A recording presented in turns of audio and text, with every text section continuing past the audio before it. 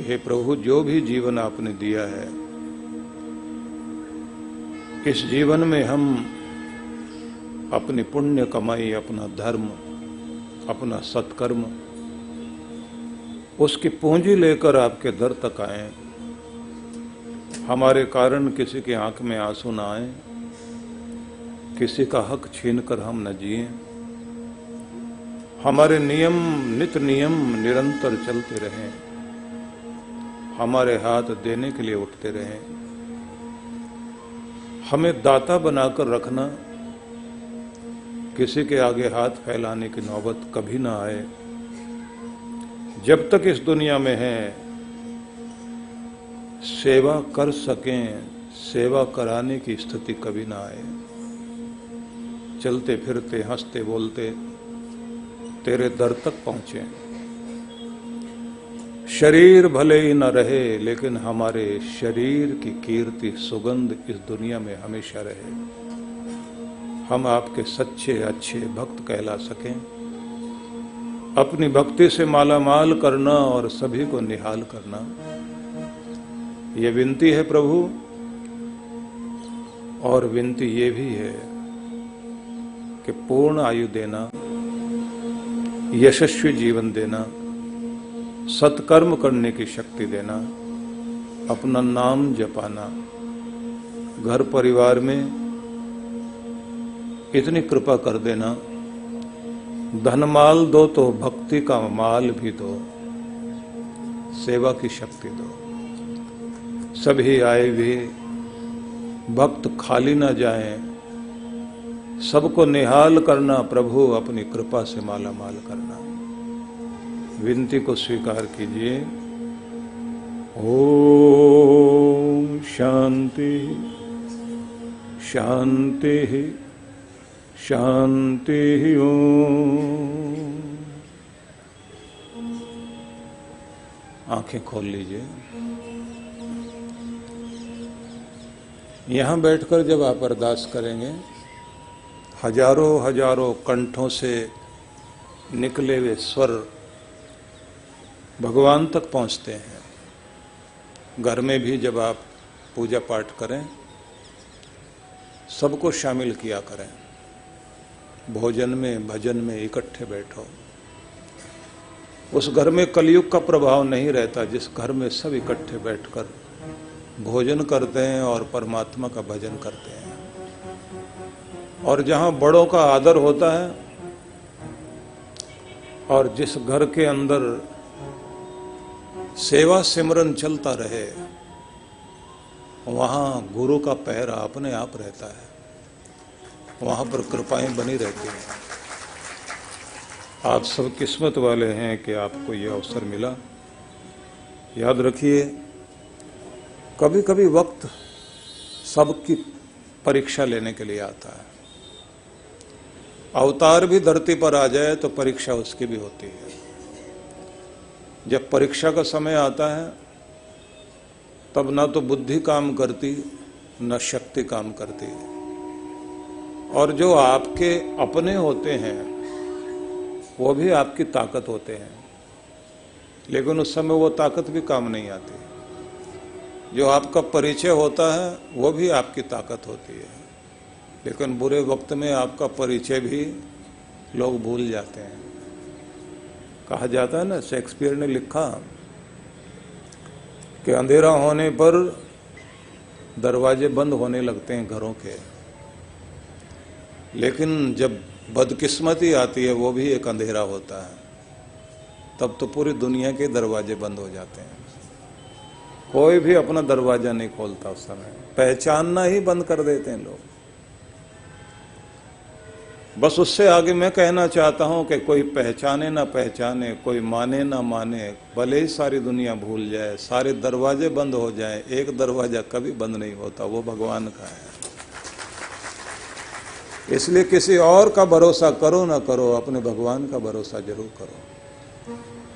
और ये याद रखिए कि कुछ भी हो सके, प्रार्थना जरूर किया करो। कभी कभी हमें विशेष प्रार्थनाओं की जरूरत पड़ती है। जब विशेष प्रार्थना की जरूरत पड़ती है तब समझ लीजिए कि हॉटलाइन पर भगवान से आप बात कर सकें और उसकी कृपा मिल सके, तो उसके लिए भी मंत्र हैं। उन मंत्रों को कहा गया है कि वो है महामृत्युंजय मंत्र। और जिस समय ऐसी स्थिति आ जाए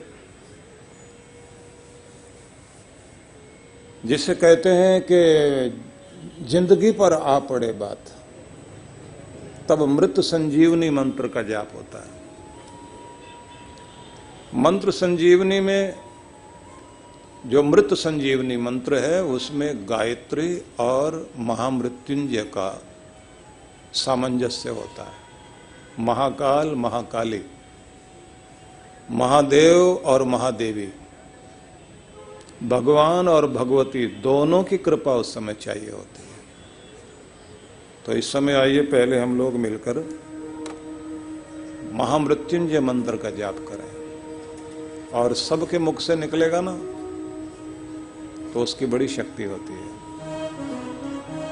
आप लोग जानते हैं कि जब विक्रमादित्य जिनके नाम पर विक्रम संवत चलता है, उनकी परीक्षा हुई, राजपाट चला गया, और जहां छिप करके वो नौकरी कर रहे थे वहां भी उन पर इल्जाम लग गया कि इन्होंने हार चुरा लिया है। और जब वक्त बदला, जहां वो हार रखा था रानी ने, जिस सेठ के घर में नौकरी करते थे ना, उस सेठ की सेठानी की सहेली थी रानी,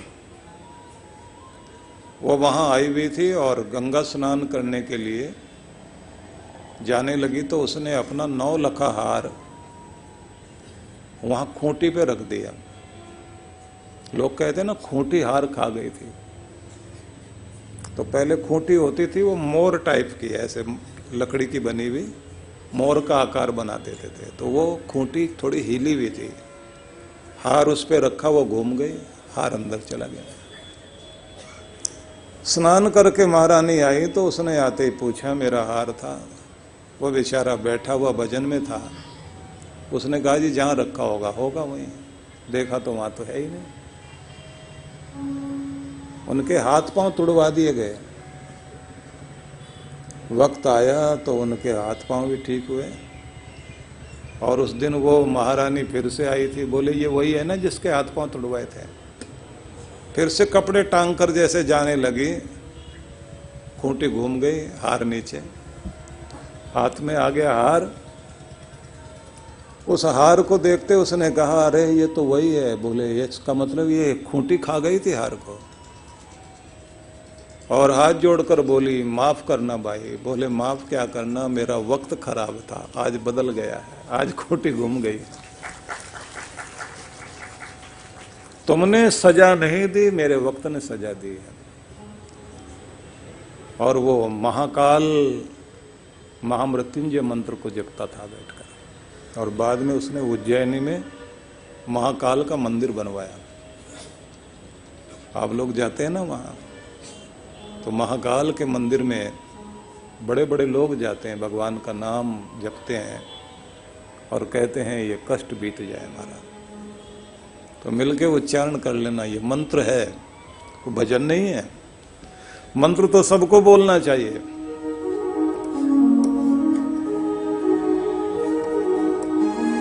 त्र्यंबकं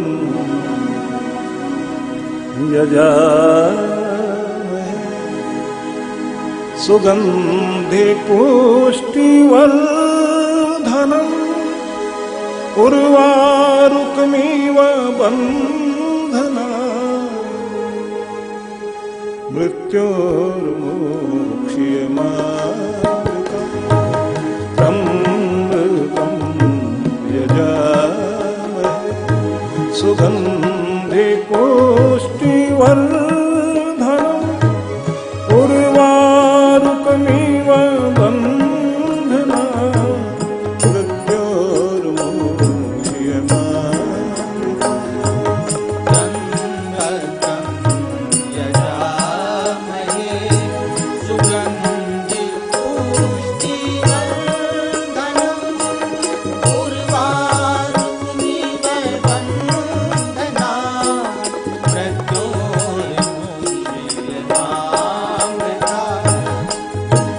मेरे साथ बोलिए, ओम त्र्यंबकम यजामहे सुगंधिम पुष्टि वर्धनम उर्वारुक मिव बंधनान मृत्योर मुक्षीय मां अमृतान। भगवान शिव से कह रहे हैं, यजामहे, हे त्रिकालदर्शी भगवान, तेरा ध्यान करते हैं, तेरा नाम जपने वाला और तेरा सहारा लेने वाला दुनिया में कीर्ति पाता है। सुगंधी मतलब उसकी सुगंध रहती है, पुष्टि वो फलता फूलता है, वर्धनम तरक्की होती है, उन्नति होती है उसकी, उर्वारुक में बंधनान, भगवान जैसे फल पककर डाल से अपने आप अलग हो जाता है, पूरी आयु भोग कर दुनिया से अलग हो। मृत्योर मुक्षी है, मौत से बचाना, दुख से, संताप से, चिंता से, डर से, पीड़ाओं से। मृत्योर मुक्षी मामृतात, लेकिन अपनी अमृत में गोद से कभी दूर मत करना, अपनी कृपा छाया में रखना, अपना सहारा दिए रखना। गिर भी जाऊं फिर से उठने की ताकत देना, फिर से हिम्मत देना, मेरी हिम्मत न टूटे। बहुत प्यारा मंत्र है। त्र्यंबकं यजामहे सुगंधि पुष्टिवर्धनम् उर्वारुकमिव बन्धनान् मृत्योर्मुक्ष्य मामृतात्। त्र्यंबकं यजामहे सुगंधि पुष्टिवर्धनम् उर्वारुकमिव बन्धनान् मृत्योर्मुक्ष्य मामृतात्। त्र्यंबकं यजामहे सुगंधि पुष्टिवर्धनम् उर्वारुकमिव बन्धनान्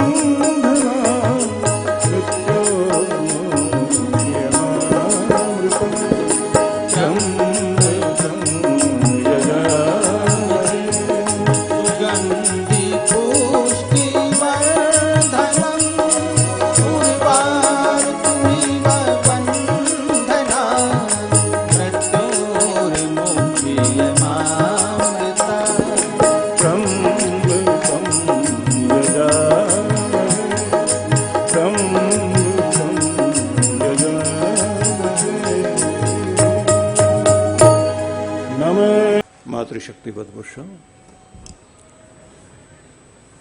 सबसे पहले तो मैं आए हुए अपने सभी अतिथियों को बहुत बहुत अभिनंदन करता हूं। हमारे रखड़ा साहब और उनके साथ आए हुए सभी अकाली दल से लेकर बीजेपी और शिवसेना और अन्य सभी लोग, बहुत बहुत अभिनंदन। और आप सब लोग भी उनके प्रति अपना प्रेम प्रकट कीजिए।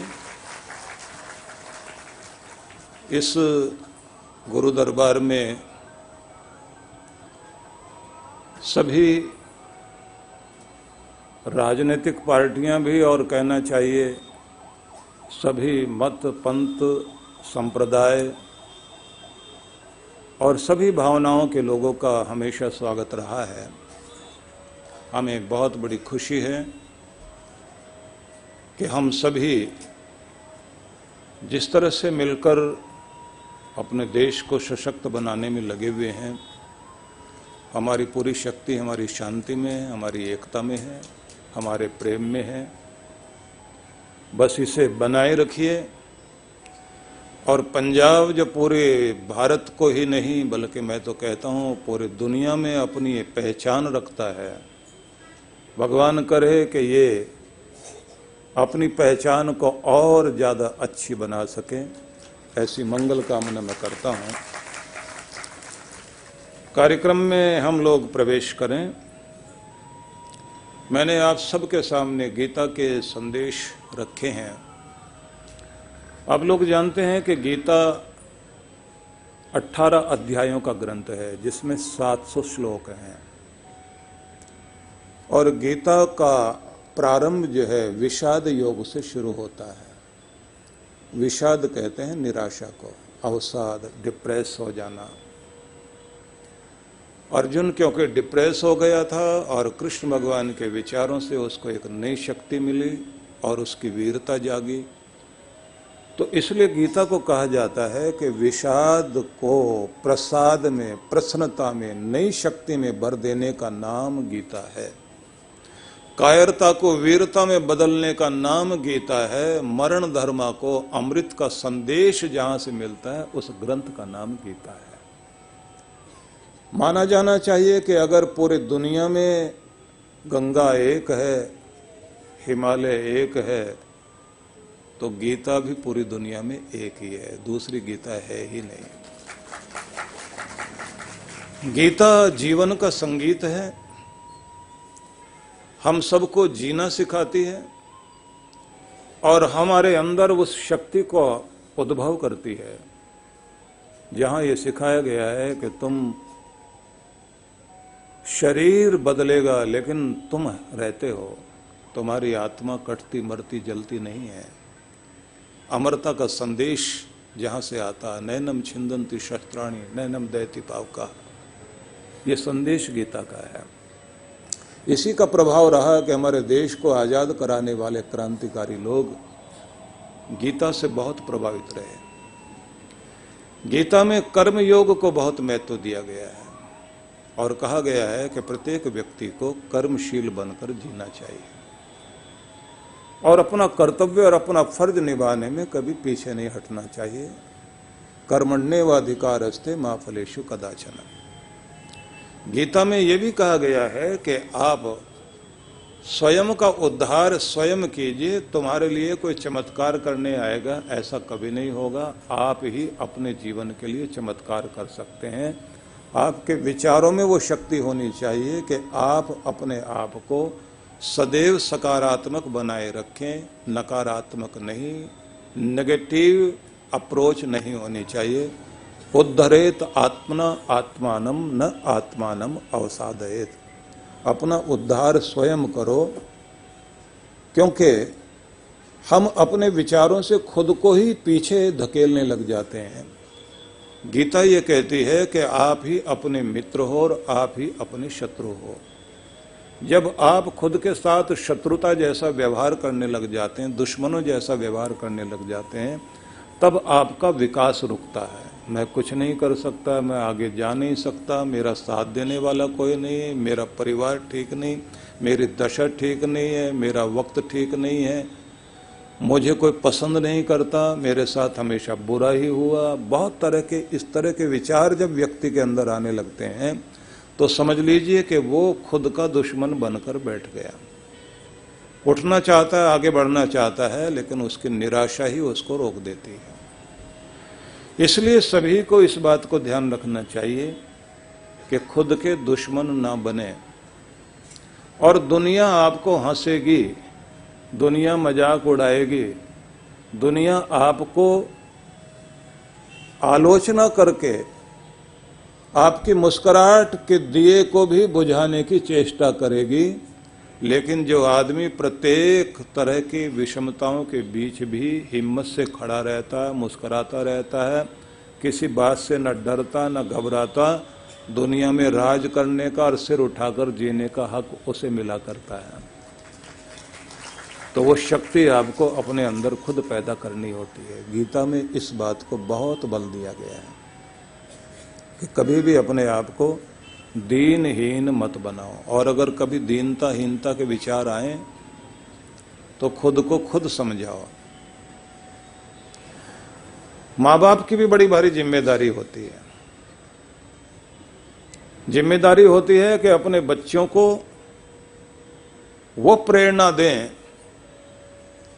जिससे बच्चे डरपोक न बने। भारत देश भरत के नाम से भी जाना जाता है। शकुंतला का बेटा महाराजा बना, लेकिन जब छोटा था तो शेर के बच्चों के दांत गिन करके खेला करता था, और शेरनी अगर उसके बच्चे के पास कोई आ जाए तो फाड़ के खा जाती है। आप सोचिए कि क्या बहादुरी रही होगी। मुझे छत्रपति शिवाजी का उदाहरण याद आता है। छोटे थे तो शिवाजी के जो पिताजी थे वो आदिल शाह के दरबार में मनसबदार होते थे और शिवाजी जो है छोटे थे। तो जीजाबाई पति के साथ वहां नहीं रहती थी, अपने बेटे को अपने साथ अलग लेकर रहने लगी। जब पति आए और आकर बोले कि इसको उधर भेजो, मेरे साथ आए, तो क्या कहती थी कि मैं अपने बेटे को वहां नहीं ले जाऊंगी, वहां ये कॉर्निश करना सीखेगा। मतलब गुलामी की आदत पड़ जाएगी, झुकने की आदत पड़ जाएगी। उनके सामने ये झुक झुक करके अगर अभी से बैठने लग गया, सिर झुकाने लगा उनके आगे, तो कभी सिर उठा के खड़ा नहीं हो सकेगा। ये दुनिया में अत्याचारी और गुलाम बनाने वालों को गुलाम बनाने के लिए आया है, उनके सामने तनकर खड़े होने के लिए आया है। मैं अपने बेटे को वीर बनाना चाहती हूँ, मैं उसको कायर नहीं बनाना चाहती। फिर नौकर जैसा व्यवहार नहीं करना चाहिए मेरा बच्चा, मैं यहां रखूंगी उसको। मां का प्रभाव था ना, मां ने पहले ही ऐसा सिखाना शुरू किया कि ये गुलामी वाली आदत नहीं डाल लेना अपने अंदर। पिता ने बोला भी कि मैं वहां हूं तो मैं अच्छे ओहदे पर हूं, शान से रहता हूं। उन्होंने कहा लेकिन मैं अपने बेटे को कुछ अलग रूप में देखना चाहती हूं। माता पिता जब अपने बच्चों को संस्कार देते हैं ना और घर का वातावरण बनाते हैं, उनके अंदर वीरता जागती है। राजा रणजीत सिंह का उदाहरण याद कीजिए। अपने पिता के साथ एक जौहरी के दुकान में गए थे वो, और एक हीरा पसंद कर लिया। बच्चे ने हीरा उठा के हाथ में लिया, पिता ने रखवा दिया, रखो यहीं, इतना छोटा हीरा पहनने के लिए तू नहीं आया। एक दिन वो स्थिति आनी चाहिए कि कोहिनूर तेरी पगड़ी में सजना चाहिए, पूरी दुनिया देख सके कि ये रणजीत सिंह है। और उसने किया, ये गौरव प्राप्त हुआ उनको कि राजा रणजीत सिंह के पगड़ी में कोहिनूर सजा। मां बाप अगर बच्चे के अंदर संस्कार देंगे, जिम्मेदारी बहुत होती है। इसलिए गीता घर में होनी चाहिए, गीता की शक्ति होनी चाहिए आपके घर में। हमारे देश में कोर्ट में गीता पर हाथ रखकर कसम खाने की परंपरा रही है, अब थोड़े टाइम से बंद कर दी गई। बंद क्या, अपनी मर्जी। लेकिन आपसे निवेदन करना चाहता हूं, जिस ग्रंथ को देखकर सिर झुकाया जा सकता है और जिसको देखकर कसम खाई जा सकती है, उसके आगे माथा झुकाने के साथ साथ कोशिश कीजिए वो माथे में भी बैठे। क्योंकि हम अपने ग्रंथों के प्रति अपना आदर तो व्यक्त करें, लेकिन ग्रंथ में जो संदेश है जब वो दिल में उतरता है तो फिर जिंदगी बनती है, तब जीवन कुछ अद्भुत होता है। तो वेदों में यह कहा गया है, अनुव्रतः पितु पुत्रो मात्रा भवति सम्मनः जाया पत्ते मधुमतीम वाचम बत्तु शांतिवाम। तुम्हारा घर जिसमें तुम रहते हो, महत्वपूर्ण बात होनी चाहिए कि पिता तो फर्ज पूरा करे, लेकिन बेटे का भी फर्ज है कि पिता के अनुव्रत हो जाए। अनुव्रत मतलब पिता के महान संस्कारों को, परंपराओं को जिंदा रखने वाला बने, कि हमारी कुल की परंपरा है। मतलब माता पिता के धन का वारिस तो बेटा बनता है, लेकिन उसके धर्म का वारिस भी बनना चाहिए। उसकी परंपराओं को भी जिंदा करने वाला बनना चाहिए। उन चीजों का भी वारिस बने वो, कि माता पिता जिन ऊंची परंपराओं को, जिन अच्छी चीजों को निभाते रहे हैं, वो मेरे जीवन में भी आए। और देखिए कि हमारे स्कूल कॉलेजों में तो केवल वो कोर्स पूरा करा दिया जाता है, क्योंकि प्रोफेसर या स्कूल टीचर उसकी तो कोशिश यही रहती है कि हम बस अपना कोर्स पूरा कराएं। संस्कार देने का काम कौन करेगा? मॉरल एजुकेशन कौन देगा? नैतिकता कौन सिखाएगा? बड़ों का आदर करना कौन सिखाएगा? ये जिम्मेदारी माता पिता की है। घर में ट्यूटर रख देने से बात नहीं बनेगी। किराए का ट्यूटर आएगा, वो आपके बच्चे को कोई संस्कार नहीं देगा। और किराए का ट्यूटर रखो या किराए का प्रीचर रखो, बात नहीं बनेगी। बात तो आपसे बनेगी। और आपके भी भाषण से बच्चे नहीं सीखते, आपको देखकर बच्चे सीखते हैं। आपके घर का वातावरण बच्चे को सिखाता है।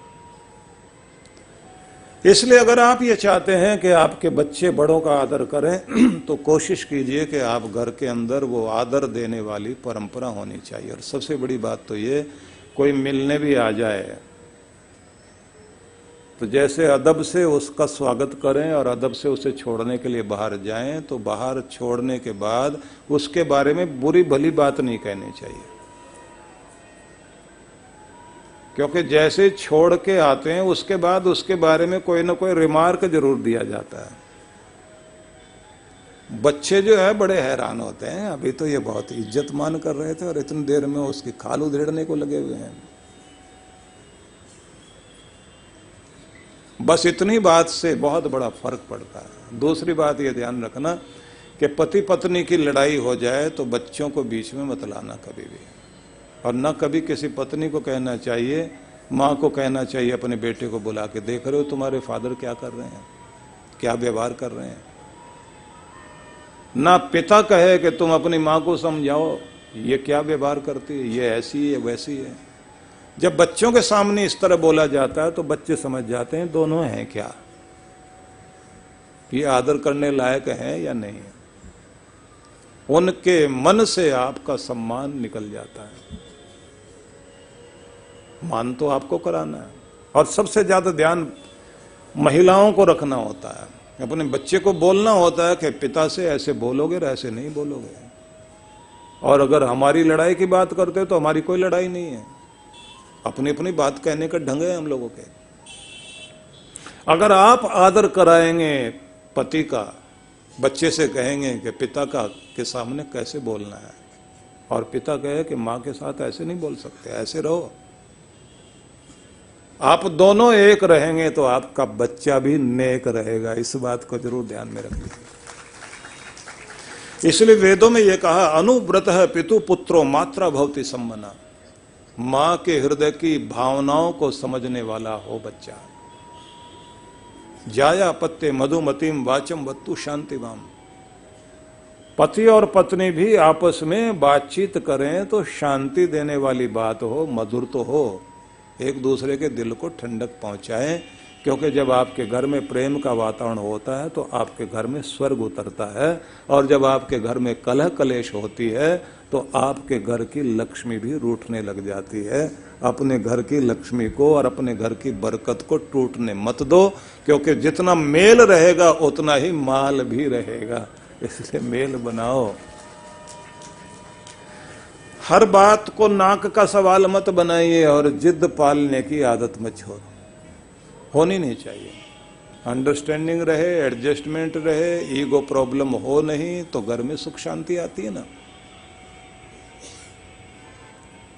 तो विचार करिए, यहां बैठे ना, यहां से कुछ तो लेकर जाओ। मन में इस बात को भी विचार कीजिए कि हर व्यक्ति को, खासतौर से महिलाओं की बात चली तो मैं उनको कहना चाहूंगा कि अपनी बहू का पक्ष ज्यादा लो, बेटे का कम। क्योंकि बेटा तो आपका है और वो आपका ही रहेगा। और अगर बहू भी आपकी हो गई तो फिर राज आपका ही रहेगा। नहीं तो अब आप सताओगे तो बाद में वही बहू गिन गिन के बदले लेगी, क्योंकि आपका राज ज्यादा देर तक रहेगा ऐसा तो है नहीं। बाद में तो राज्य पलटता ही है। तो थोड़ा सा अपने आप को व्यवस्थित कर लीजिए। और गीता में जैसे मैंने आपसे कहा कि अपना उद्धार स्वयं करो, अपने विचारों को सकारात्मक बनो और खुद के दुश्मन मत बनो, ये संदेश तो है ही। एक बहुत बड़ा संदेश और है, योगः कर्मसु कौशलम। कर्मों को इतनी कुशलता से करने वाले बनो कि प्रत्येक कर्म तुम्हारी पहचान बने। आप कुछ भी करते हैं वह कर्म आपका सिग्नेचर होता है, वो आपका हस्ताक्षर होता है, वो आपकी पहचान होता है। पता लगना चाहिए ये इसने किया है, और इसने किया तो इसका मतलब है कि इसमें उसकी पहचान है। कोई भी काम आपके जिम्मे आए उसे इतनी खूबी से करके दिखाइए कि दूसरा भी कह सके इसके काम करने का ढंग ही अलग है। और अगर आपको बेगार टालने की आदत पड़ जाए तो पहले से और खराब करते चले जाओगे, और अगर बेहतर करने की आदत पड़ जाए तो हर बार आपकी कोशिश होगी पहले से और बेहतर मैंने करना, और जिसको बेहतर करना आ गया बस बेहतर जिंदगी जीना भी उसी को आ गया। हर दिन नई चेंज लाओ अपने अंदर। नया साल आ रहा है ना, तो नया होना है। बात करने का ढंग थोड़ा नया करिए, पहले से बेहतर कीजिए, उठने बैठने का, अपनी मुस्कुराहट में अंतर लाइए, पहले से और ज़्यादा अच्छी बनाइए। मिलते समय भी पूरी कोशिश कीजिए जिससे आप बात करते हैं जान पड़ जाए। और खास बात आपसे ये कहूँगा, जिस घर में बैठकर पूजा पाठ होता है ना, वाणी का पाठ होता है, जहां नाम जपा जाता है, जिस घर में सत्कर्म होता है और जहां पर दान पुण्य होता है, सौभाग्य उस घर में आता जरूर है। कितनी भी परीक्षाएं उनकी होती रहे, वो लोग टूटा नहीं करते। वो अगर टूट भी जाएं तो टूटकर बिखरा नहीं करते, फिर से खड़े होते हैं और नई शक्ति के साथ खड़े होते हैं। तो अपने पाठ पूजा का नियम बना लीजिए। सुबह आपको सिखाया गया था कि हर व्यक्ति को अपनी लाइफ में एक डिसिप्लिन अपनाना है, हर व्यक्ति को अपनी जिंदगी में अपनी भक्ति का नियम दृढ़ करना है, हर व्यक्ति को योजना बनाकर प्लानिंग करके जिंदगी जीने की आदत करनी चाहिए। यहां तक कि अगले दिन के लिए भी आप पहले दिन तैयारी करके सोइए। और हर एक आदमी को अपना जीवन प्रबंधन, लाइफ मैनेजमेंट, टाइम मैनेजमेंट, आप बिजनेस मैनेजमेंट तो सीख ही रहे हैं, ये प्रबंधन अगर आपको आ गया तो फिर आपकी जिंदगी कीमती बनती है। और ये तब होगा जब आप थोड़ी देर के लिए वक्त निकालकर अकेले बैठा करें। और जब अकेले बैठते हैं तो उस समय थोड़ी देर के लिए अपना फोन भी चुप कर लिया करें, अपनी डायरी लें और उसके बाद में आगे लिखें कि मैं अपनी जिंदगी में क्या चाहता हूं, अपनी जिंदगी से क्या चाहता हूं, अपनी जिंदगी को कहां देखना चाहता हूं, कैसी सेहत, कैसा धन, कैसा परिवार का वातावरण, क्या सफलता पाना चाहता हूं, मेरे अपने सपने क्या हैं, मेरी अपनी कमजोरियां क्या हैं, मैं किस तरह से अपने को संभाल सकता हूं, मैंने कैसे शुरुआत करनी चाहिए, मेरे टाइम को कौन खा जाता है, मेरे टाइम का उपयोग कैसे होना चाहिए। सब कुछ लिखें और नए संकल्प लेकर के आप शुरुआत करिए। और मैं आपको कहता हूं, अगर आप एकांत में बैठकर अपने बारे में थोड़ा सा भी लिखोगे और नया संकल्प करोगे, आपकी जिंदगी में जरूर बेहतरीन परिवर्तन आएगा। इससे अगली बात आपसे कहना चाहता हूं, क्योंकि आज इतना समय नहीं है कि हम विशद चर्चा करें, ज़्यादा डिटेल में बात करें। आखिरी बात आपसे कहना चाहता हूं, अपने घर में अपने बड़े बुजुर्गों का मान जरूर करो, उनको वक्त दो। बहुत बड़ा गिफ्ट होगा ये, उन्हें और कोई चीज दो ना दो, उनके साथ आप थोड़ी देर बैठिए, सोचिए वो माँ जिसने अपने बच्चे को पालने पोसने में अपनी नींदें कुर्बान की हो, अपना सुख चैन कुर्बान किया हो, कभी छुट्टी न ली हो, बीमार हालत में भी, बुखार भी था तो भी अपने बच्चे के सारे काम पूरे किए। जिस दिन त्योहार हुआ उस दिन सबकी छुट्टी थी, वो और ज्यादा काम पे लगी हुई थी। ऐसे मां के प्रति हमारा फर्ज है कि हम उसको समय भी दें, उसका हालचाल भी पूछें, और कोशिश ये करो कि किसी भी कारण से हमारी वजह से मां की आंख में आंसू ना आए।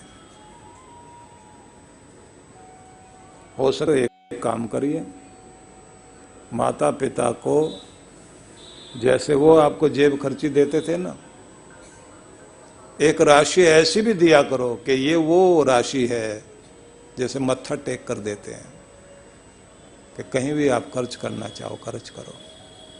हो सकता है कि आप दे रहे हो और पत्नी बीच में बोल जाए, इनको पैसे मत देना माँ को, इनकी आदत खराब है, जोड़ जोड़ के रख लेगी और जब इनकी बेटी आएगी सारे पैसे उसको पकड़ा देगी, तो भी आप पैसे देना।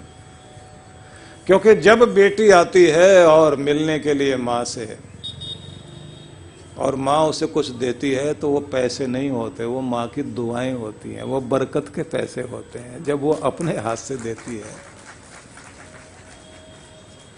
आप सोच लीजिए, पति उसका कितने भी पैसे देता हो,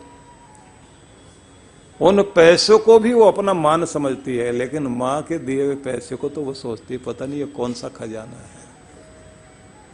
राखी बांधने के लिए बहन आए, बेटी आए, आपने देखा होगा कि उस दिन सबसे ज्यादा खुश माँ होती है, क्योंकि जब तक माँ है तब तक मायका है, माँ नहीं रहे तो मायका मायका नहीं है। माँ के जाने के बाद बेटा उतना नहीं रोता जितना बेटी रोती है। उसे लगता है कि अब तक माँ बैठी थी तो मेरा मायका मायका था, मेरा घर था, अब मेरे भाई और भाभी का घर है, अब उस घर में जाना होगा तो मेहमान बन के जाना होगा, हक से नहीं जा सकेंगे। जब तक माँ थी तब तक पूरा हक था,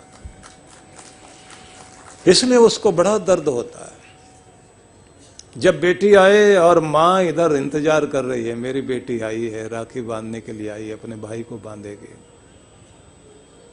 कितनी सारी सब्जियां, कितनी चीजें डाइनिंग टेबल पर लगाकर बैठी होती है वो, और अपनी सहेलियों के घर से होकर आई भी बेटी जब कहती है माँ मैंने तो वहां कुछ खा लिया था, अब कुछ खाने की इच्छा नहीं है, तो माँ कहती थोड़ा थोड़ा मुंह को लगाओ, थोड़ा सा कुछ खाओ। अब फिर जबरदस्ती कहती है थोड़ा ये भी, थोड़ा ये भी,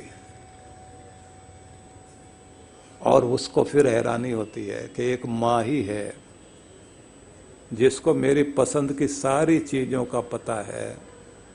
मैं अपने ससुराल में सबकी पसंद का खाना बनाती हूँ, वहाँ मेरी पसंद को कोई नहीं जानता, सिर्फ मेरी माँ ही पहचानती है कि मेरी पसंद क्या है। न जाने कहाँ कहाँ से क्या क्या चीजें लाके उसने बनवाई हैं, टेबल पर सजा करके रखी हैं। बेचारी से ठीक से चला भी नहीं जाता, लंगड़ा के चल रही है, हाथ में एक लकड़ी पकड़कर। और जब वो जाने लगती है, माँ कहती है बेटा अंदर आ। अब बेटी बोलने लग जाती है, माँ तू मेरे से पूछेगी कि उधर का क्या हाल चाल है, मैं बिल्कुल ठीक ठाक हूँ, मुझे जल्दी जाना है, मेरे पास इतना टाइम नहीं है। माँ नहीं, एक बार अंदर आ। और जब वो अंदर आती है ना, माँ अपना ट्रंक खोल रही होती है, लेकिन अपनी बच्ची की आंखों में झांक रही होती है कि जो ये बोल रही है सही तो बोल रही है, कहीं इसके घर में कोई परेशानी तो नहीं है। एक नजर में पूरा खाका खींच लेना, एक्सरे ले लेना, स्कैनिंग कर लेना, ये माँ को ही आता है। वो जानती है कितना सही बोल रही है, कितना गलत बोल रही है, कितना छिपा रही है।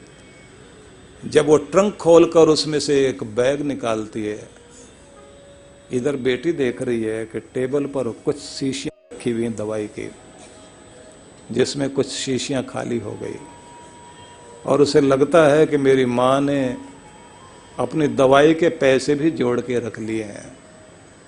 और इधर माँ अपना वो पर्स खोलती है और उस पर्स के अंदर एक रुमाल के अंदर कुछ मुड़े हुए नोट जो उसने कस के बांधे हुए हैं वो निकाल कर लाती है।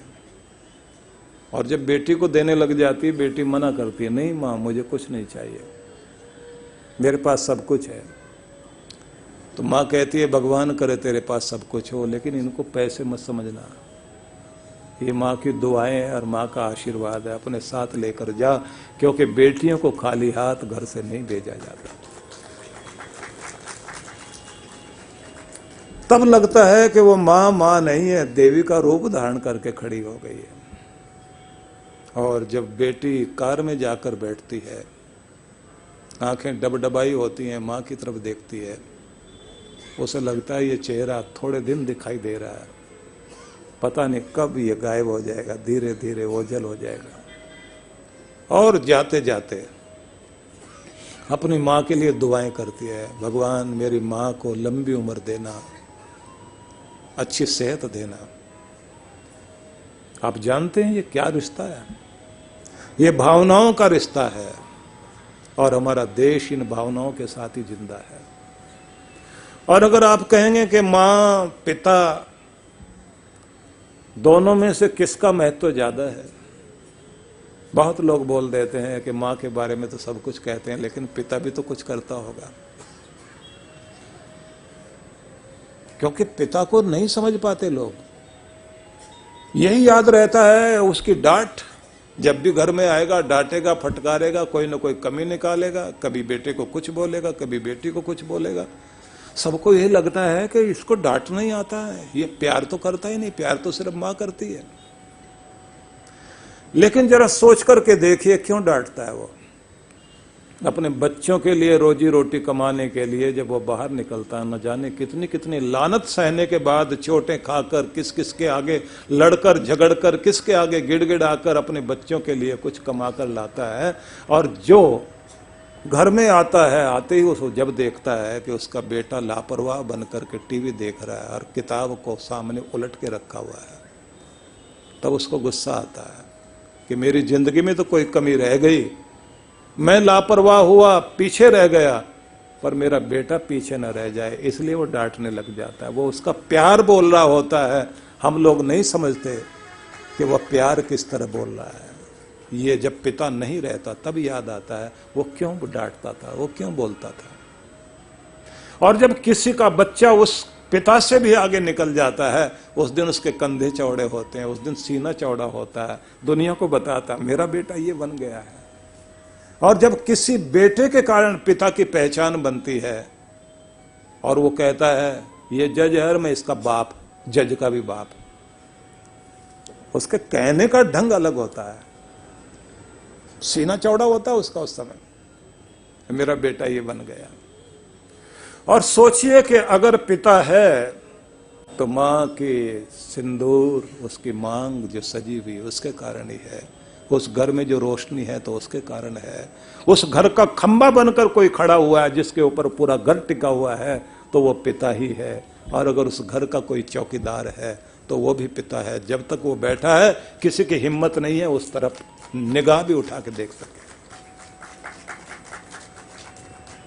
इसलिए केवल मां की बात कही जाए ऐसा नहीं, अपने कंधों पर बैठाकर दुनिया दिखाने वाला पिता ही तो है। खुद सीढ़ी बन जाए और सीढ़ी बनकर कहे कि तू मुझसे होकर आसमान देख, ऐसा बोलने वाला पिता ही तो है। इसलिए व्याख्या करने का समय नहीं, मैं सिर्फ ये कहना चाहता हूं वो देवी देवताओं से भी अधिक महत्वपूर्ण है आपके घर के वो बड़े बुजुर्ग, वो माता पिता। कोशिश करो उन्हें मान दिया जा सके, उनके लिए वक्त निकाला जा सके। आप सबके लिए बहुत बहुत शुभकामनाएं करता हूं। हम लोग फिर मिलेंगे, फिर बैठेंगे, फिर चर्चा करेंगे और एक अलग तरह से चर्चा करेंगे, क्योंकि इस समय वक्त बहुत थोड़ा था और मुझे निकलना भी है। और मैंने सोचा था मैं ठीक 6 बजे समाप्त कर दूंगा, लेकिन ये माँ बाप की भी जब चर्चा होती है तो मैं भी भाव विभोर हो जाता हूँ, मैं भी उस समय भूल जाता हूँ। हालांकि अभी मैंने बहुत कुछ आपको सुनाना था, क्योंकि जब कोई माँ दुलार से देखती है, कोई पिता अपने बच्चे के तरफ देखता है, तो बोलता क्या है कि फूलों से तेरे होठों की मुस्कान मांग लो, फूलों से तेरे होठों की मुस्कान मांग लूं और आसमान से तेरे शोहरत की ऊंचाई मांग लूं, हौसले तेरी बुलंदियों के कभी कम ना हो, समुद्र से तेरे जीवन की गहराई मांग लूं। क्या क्या मांगती है, क्या क्या बोलती है, क्या पिता कहता है, क्या माँ कहती है, इसकी कोई कल्पना नहीं की जा सकती। कोशिश कीजिए अपने घर परिवार को सुख से, समृद्धि से, दुआओं से, आशीर्वादों से माला माल किया जाए। आप सबके जीवन में खुशियां रहें। दोनों हाथ जोड़ लीजिए सभी लोग, और सबने दुर्गा सप्तशती का ये श्लोक बोलते हुए मंगल कामना करनी है। बोलिए ओम देहि सौभाग्यम आरोग्यम देहि में परमम सुखम रूपम देहि जयम देहि यशो देहि दिशो जहि। हे प्रभु, हमें सौभाग्य दो, आरोग्य दो, परम सुख दो, सुंदर सुदर्शन व्यक्तित्व दो, हमें यश दो, कीर्ति दो, सफलता दो, भक्ति का दान दो। हमारे घर में प्रेम, शांति, समृद्धि प्रदान करो। यही हमारी प्रार्थना है, स्वीकार करो। ओम शांति शांति शांति।